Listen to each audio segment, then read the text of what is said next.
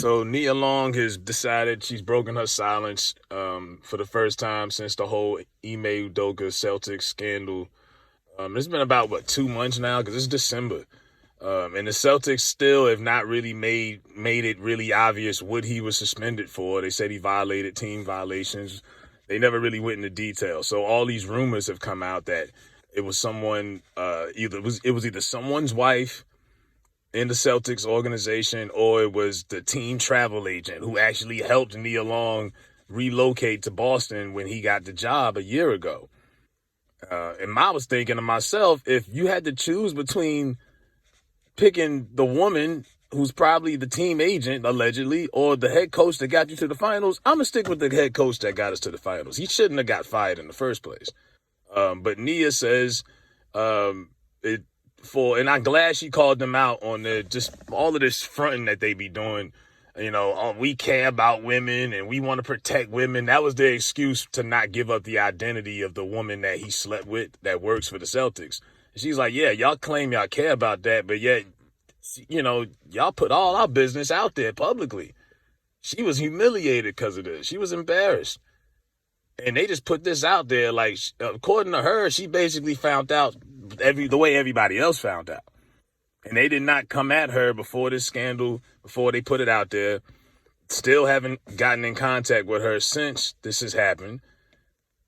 And then she goes on to say that her son, because they got a son together, so they got a child together. They're engaged, but they got a child together who's about 11 or 12, and she's like, yeah, his face when he found out and the disappointment and the embarrassment he went through. He got to go to school. And I'd be like, yo, some of these celebrities, when they be getting exposed, and you be like, damn, some of these people got kids, man. Sex tapes be getting leaked. These people got kids, and they got to go to school, and they got to deal with the ridicule and all that. That's wild. And the Celtics are a messy organization the way they do business, because they shouldn't have put this out. And like I say, I don't think Ime deserved to get fired in the first place. You don't fire the coach that just got you to the NBA Finals and y'all ain't been there in 10 years. Come on.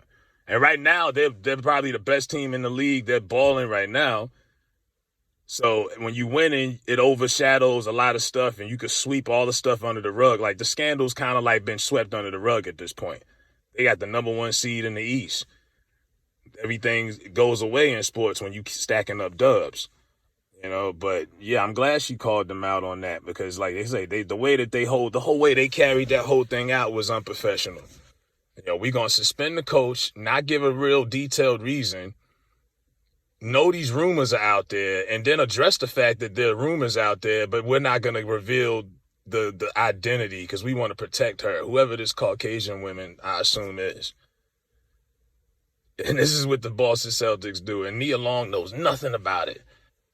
You know what I mean? Like, they just put her on blast. Like, so she's got every right. She's like, yo, y'all gonna protect her. Y'all have not done anything. And like I say, they sold her just like when they hired Ime, they had to sell her on it too. Because sometimes with the wife or the fiance, what she's feeling, like when Melo was in Denver, Lala didn't like Denver. So Melo going to the Knicks, a lot of that had to do with Lala being from New York. She wanted to go to New York, and he liked it. It made sense. A lot of times it works. So the Celtics had to sell Nia Long on coming to Boston also. She never lived in Boston, and they took care of her, and they said they would, like she was one of the players' wives. She's a coach's wife.